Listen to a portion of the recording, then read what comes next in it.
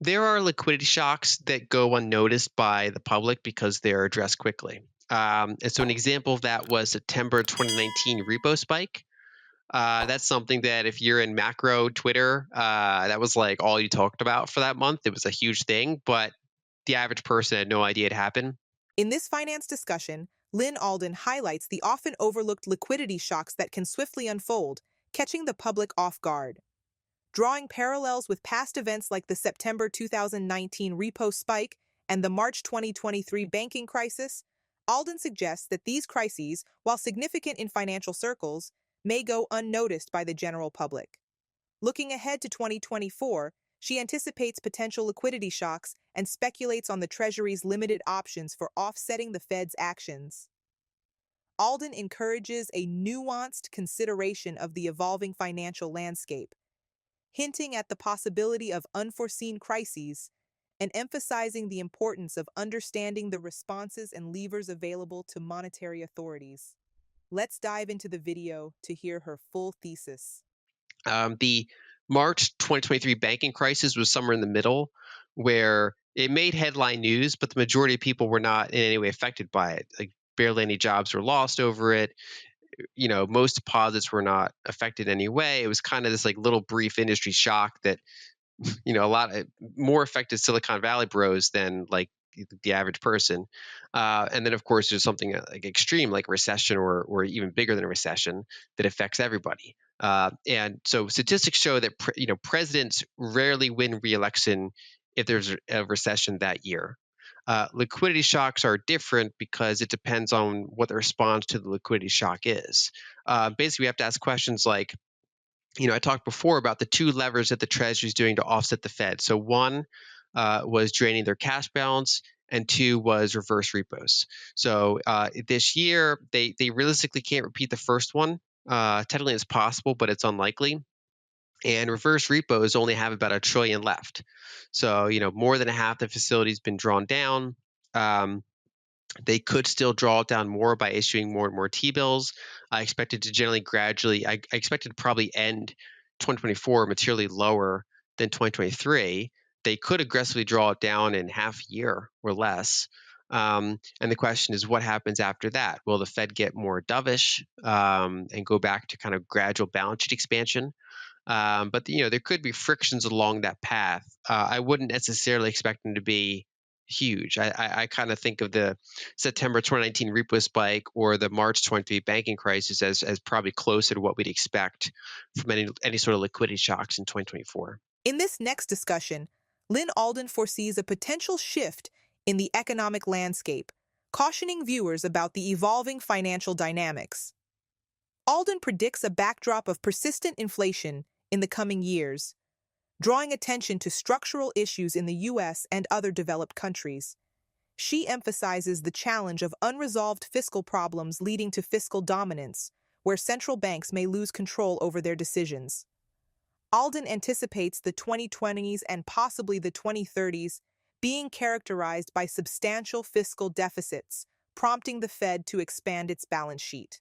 She underscores the importance of considering productivity offsets, pointing out that while certain sectors experience massive gains, challenges in areas like energy abundance could trigger recurrent inflationary waves. Alden hints at potential spikes in inflation throughout the decade, urging a nuanced understanding of these complex economic shifts and their impact on global markets. I mean, there's always some routes out, but in general, that's the direction things point in. I think the catalysts and magnitudes could be different. So, the first few years of this decade were characterized by lockdowns, huge supply shock, print a ton of money, literally give people stimulus checks, give like wealthy people PPP loans that turn into grants, kind of this whole, all sorts of different types of stimulus checks. And so increasing money supply, frictions on the supply side, it's a huge recipe for inflation. So that kind of extreme is not necessarily going to repeat itself. Instead, I think basically the key risk this decade is that the U.S. And certain other developed countries can experience what emerging markets experience on a regular basis, where you just have kind of a higher backline level of like a background level of inflation due to an unresolved fiscal problem. And so the United States is just set to structurally run these massive fiscal deficits. And at some point, when things like the reverse repo were drained and other things like that, the Fed's going to have to go back to expanding their balance sheet to accommodate those bonds. And that's called fiscal dominance. It's where the central bank does not have full control over its decisions for things like, what its balance sheet's going to be and other things like that, because the amount of public debt and the amount of public deficits are kind of too big and forcing them to assist it. And I think that's the story of the 2020s and probably the 2030s. Although, the longer you predict out, the more nonlinear things can happen and invalidate what you're saying. But basically, that's kind of the background structure. Then there's questions like, what's the timing of that going to be? What kind of productivity offsets are we going to have? So, the story of the past century, not just any given decade, but the century is money supply goes up a lot, but we also get way better at making things. And so the scarcest things, waterfront property, Van Gogh paintings, to a lesser extent, gold and things like that, they go up in price by quite a bit.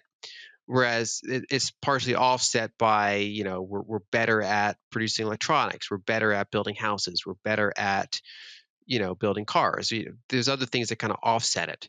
And going forward, we have obviously certain areas of massive productivity gains, AI being kind of the top of mind example.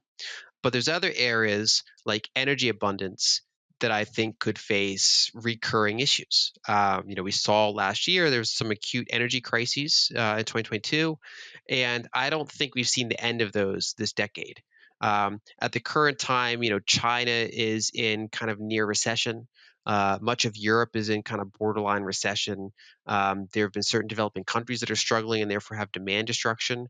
We've had new supply come online around the margins, and so things are kind of at equilibrium at the moment. But it only takes a small handful of either supply disruptions or marginal new demand in, say, a reaccelerating or higher liquidity environment to cause another wave of energy inflation.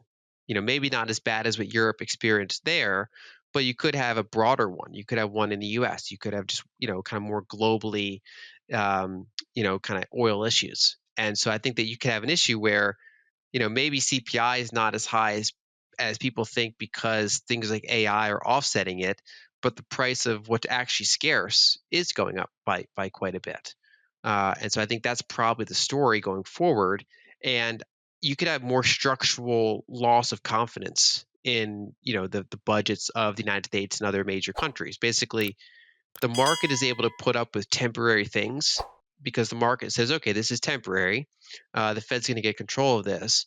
But over time, as the math becomes more and more apparent, and they say, okay, these bonds are going to like $1 trillion deficits as far as the eye can see, that's when you can get more structural, nonlinear shifts in perception. And then you can have these nonlinear inflation events, kind of like the 70s, kind of like the 40s. And I would expect, I'd be surprised if we ended the decade without having more of these kind of spikes. Depending on policy, you could spread it out. You could average 5% inflation for several years. Or you can spike to 9% and come back down to 2% and spike to 9% again, or 20%, or come back down. A lot of people when they talk about this happening to developed countries, they make it sound like it's doom. But like in Egypt, they're dealing with 38% inflation at the current time, and life is still going on. You can have basically during times of war or sovereign debt crises, developed countries have similar kind of effects of what you see in emerging markets, just generally at a less extreme level. And so, you have that kind of double digit type of inflation, not necessarily like the triple digit inflation you can get in some of these countries. It's not out of the realm of possibility, but it's generally, it errs towards being less extreme.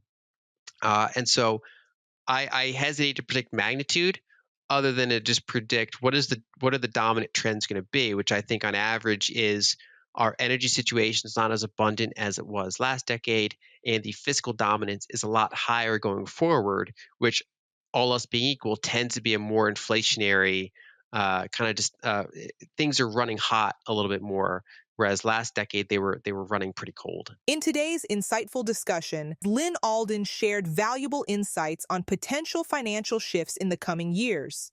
From unnoticed liquidity shocks to the risk of fiscal dominance, Alden paints a nuanced picture of the economic landscape. Key takeaways include the potential for inflation spikes, challenges in energy abundance, and the structural impact of unresolved fiscal issues. If you found this analysis informative, don't forget to subscribe, like the video, and share your thoughts in the comments below.